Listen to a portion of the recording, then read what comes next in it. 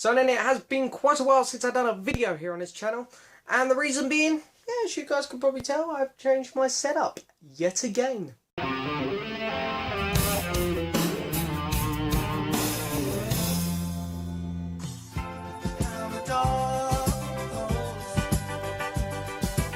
So hello and yes, welcome back to another video, guys. The sun's just decided to come out. Look at that, and my blinds are completely making it look awful. So let me open them quickly. That was brilliant. Just so I turned the camera on, it did that. So yes, hello and welcome back to yet another video, guys. You can't really tell because the sun's ruining everything right now. I mean, come on, sun. What a dick. But yeah, as you can tell, I have changed my setup. Behind all of these, well, not these two down here, these boxes are empty. But behind all of these are records. I've got so much record space now and I absolutely love it. My room has changed about quite a lot. There is a video coming on that. It's not quite a room tour video. So stay tuned for that. It's quite interesting.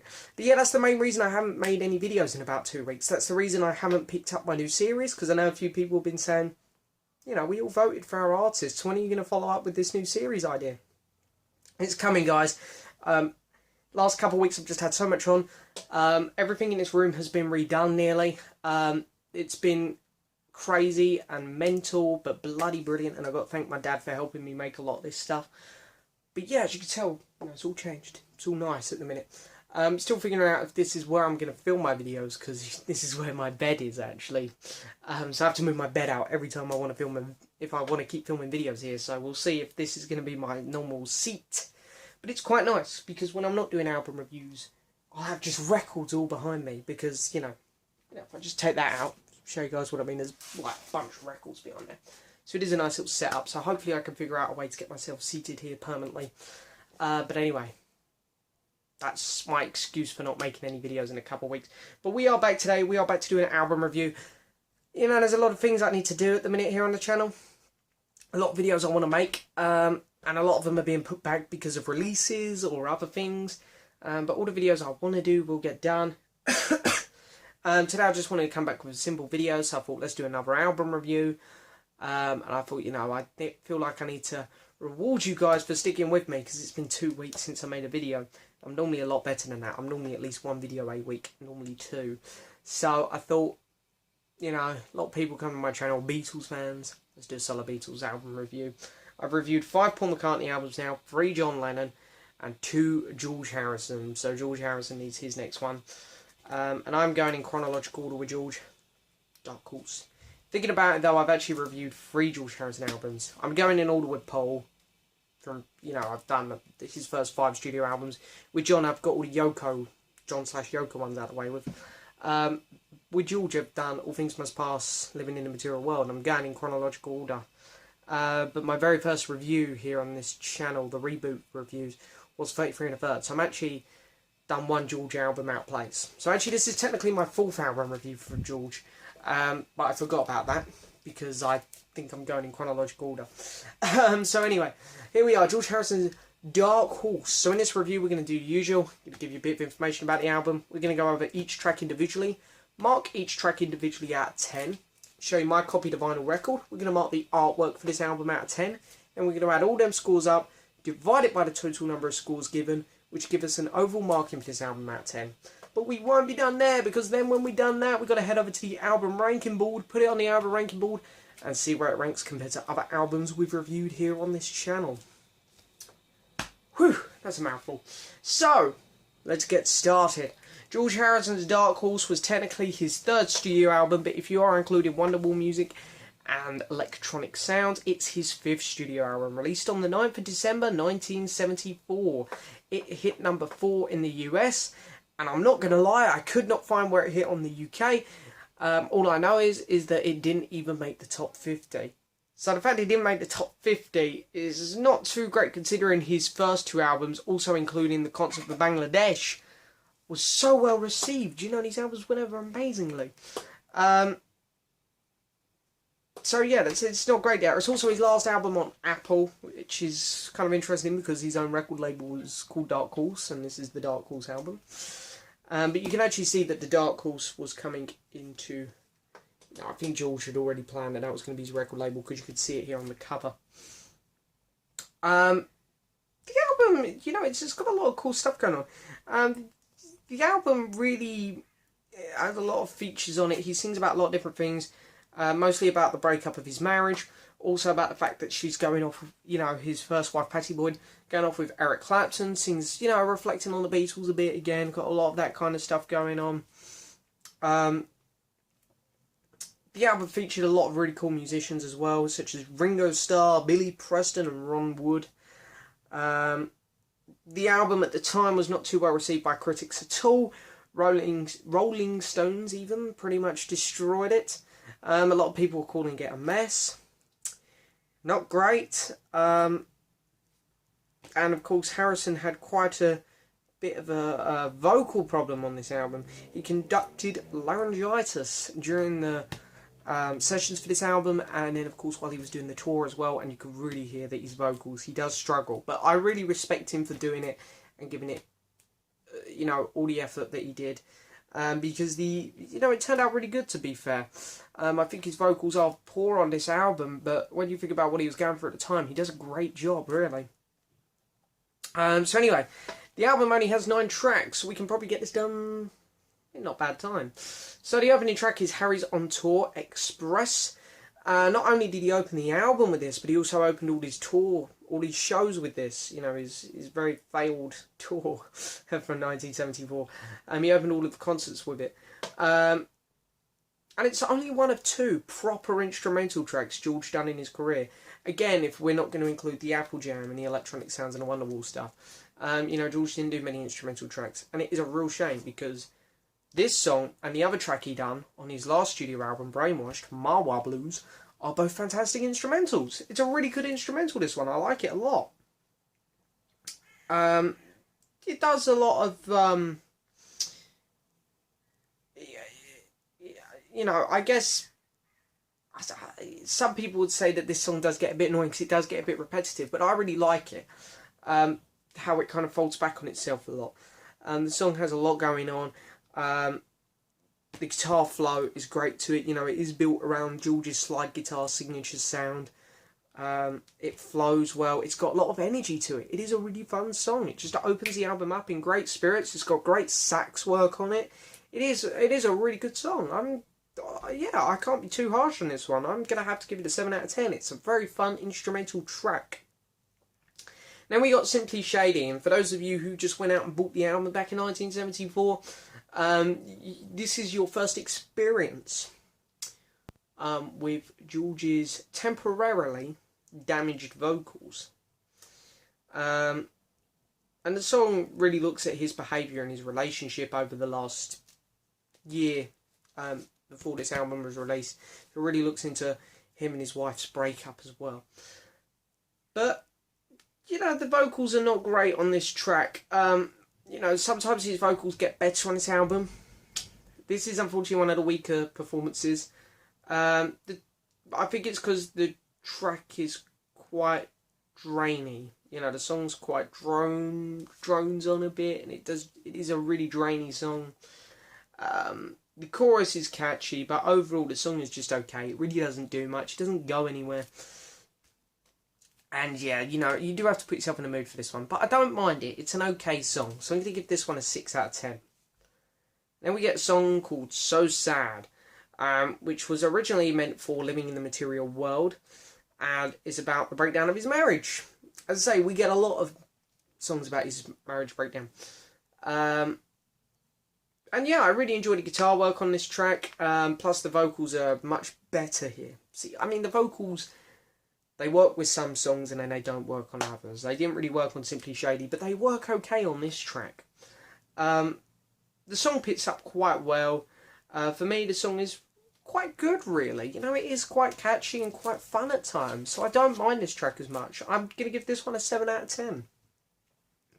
Then we get a track, Bye Bye Love. The lyrics, again, refer to kind of the breakdown of his marriage, but it's more aimed at, bye bye love, bye bye happiness, goodbye to his marriage, and he does hint around at Eric Clapton a bit, for running off with his wife. You can't blame him. But the vocals are not great on this one. I'm not going to lie. They're a bit, he's tried to disguise his vocals a bit here, I feel, to disguise how damaged they are. He's doing almost high-pitched singing and doesn't really sound like George. It's not too much to his style in the vocals, but the song reeks of Harrison. You can tell it's a Harrison track. Has a nice guitar moment through it, but overall this song does get a bit annoying because of the vocals, I'm afraid. I'm not a big fan of the vocals on this track. And yeah, the song, it's just one of them songs I just can't get into, really. It's just kind of there, and could be a lot better. I'm going to give it a 6, though, because I do respect that the musicianship on it is good. It does have a good beat to it. It's a good song. It's just, unfortunately, the vocals are just not very good on this one. Then we get My Love. I think I'm saying that right, I think. Originally meant to be an instrumental song. Again, just like Harry's on Tour, built around George's fantastic slide guitar work moments. Again, the song reflects on his breakdown, with his marriage in the lyrics. By this song on the album, you do get the feel of a bit of repetition here in the style of playing on this album. It is getting a bit repetitive, this album now. But you know what? It's George Harrison, so you're going to stick with it. However, I just don't really like this song. Don't. But I don't want to be too harsh on it, again, because the keyboard work is fantastic on it, and the slide guitar moments, again, are really good. The song just really does nothing for me, to be honest. It's just one of them really, really, really, really, really average songs.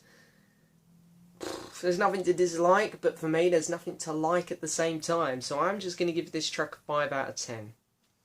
Then we move on to the B-side, where we've only got 4 tracks, and we open up with a track called Ding Dong Ding Dong. And, again, the lyrics kind of hint at his marriage, but then, I think that the lyrics here also reflect a bit on the Beatles breakup. Because, in 1974, it was only about 3 years ago the Beatles broke up. People were still talking about that thing like crazy. And this actually had quite a different feel to it compared to other tracks on the album, I feel. It's a lot more upbeat, it's a lot more just entertaining, a lot more fun to listen to than other tracks.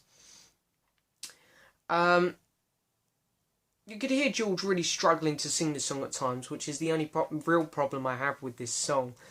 If George put this on his next album, it would have been a lot better, I think. But anyway, it's here and it's not too bad. It's quite a catchy little song, really. I don't mind it. I'm going to give this one a 7 out of 10. Then we get the title track, Dark Horse, and the song is about a number of things. But overall, it is just about George being the dark horse. And it's just kind of a reflecting song for him, I think. And you can really hear that in the lyrics, and it is great. I actually do prefer the stripped down version of this, which I believe you can get in the Apple Years box set as like one of the bonus songs. I'm trying to figure where else you can get it, but I can't think off the top of my head. The stripped down version's a lot better, but I do honestly really like this song. George's vocals are so good on this song, considering what he was going through at the time. He does sound fantastic on here. He sounds like George Harrison, which is brilliant because George Harrison is amazing. There we are, I'm getting low battery warning. Fantastic. Catchy chorus, great lyrics, really cool guitar moments. I just really do enjoy this song. Gonna give it an 8 out of 10. It's a very good song. And then we get Far East Man, which is written by George Harrison and Ron Wood. And it's very I really like what they've done here. It's a very good song lyrically. It goes into a lot of things and it's just really interesting. But I really love that George Harrison and Ron Wood both recorded a song for their albums. George put one on this album, obviously, and Ron Wood put one on his debut album. And it's really cool because you had 2 versions of this song coming out at the same time, and they're both quite different, really. So I really like that. I think that's a really clever, really unique idea by 2 great musicians there. So I really like that. Has a really messy start, though, George's version. You go into it a bit worried, but it pulls back really well. And yeah, it's a good song. It's got some really cool moments to it. It has a really good sax to it, which sounds fantastic. yeah, I can't find any fault with this song. I do enjoy it. It's pretty good. I'm going to give this track a 7 out of 10. Then we move on to It Is Here, which is a song written when he was in the city of Vrindavan.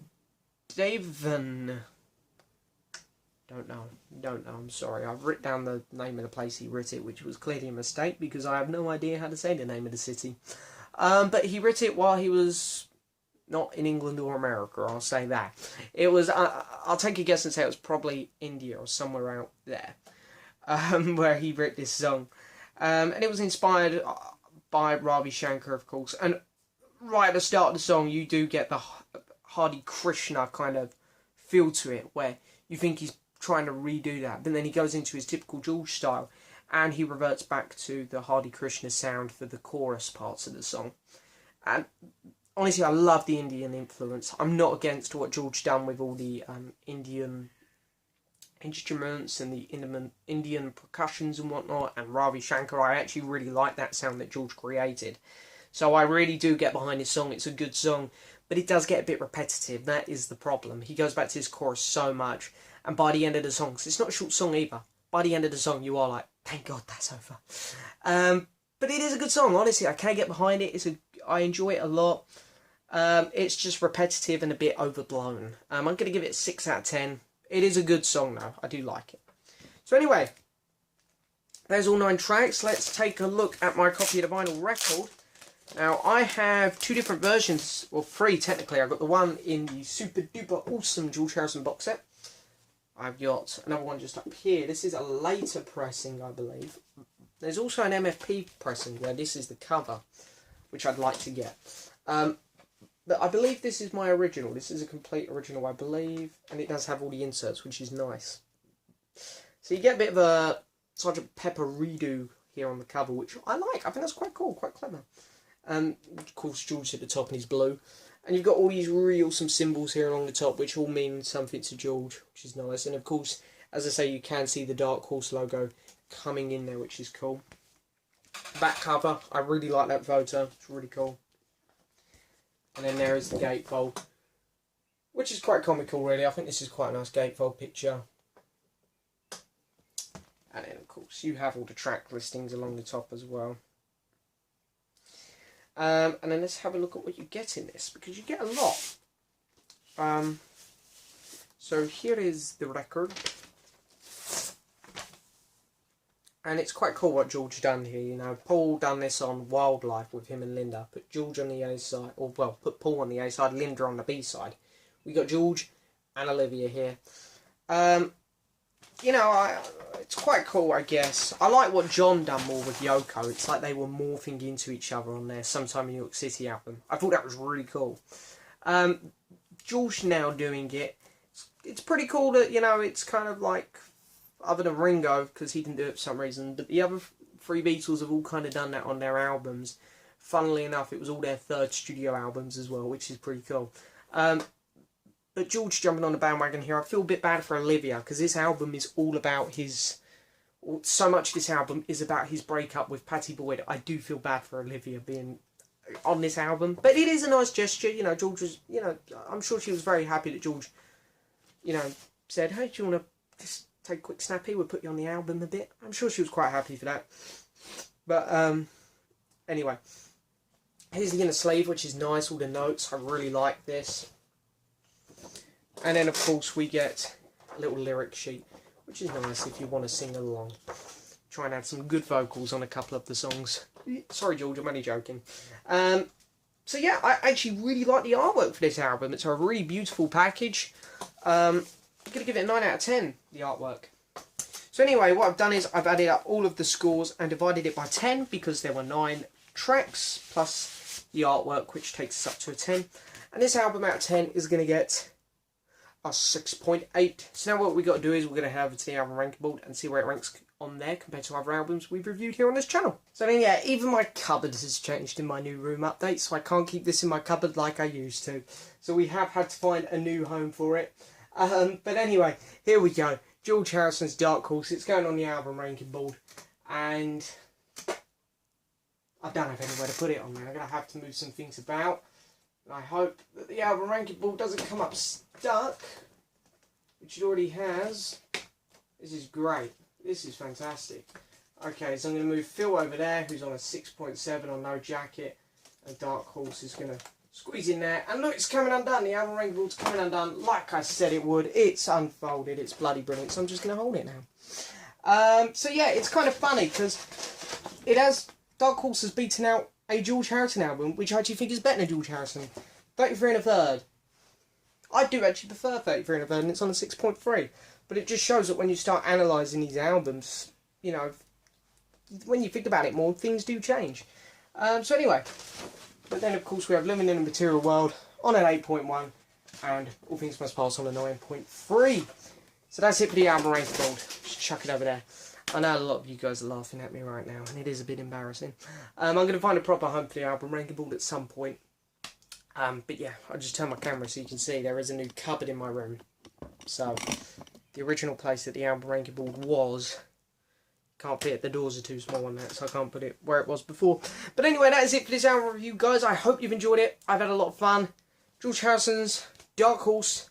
It's a good album. George's vocals, not the best, but they're pretty good, really, considering what he's going through. You've got to put yourself in that mindset. Yeah, it's a good album. It's pretty underrated, I've got to say. I was always pretty harsh on this album, but I have a much better appreciation for it now. Go check it out. It's a good album. So thank you guys for watching so much. Please hit the subscribe button, like the video, leave a message, and I'll see you guys next time for another video.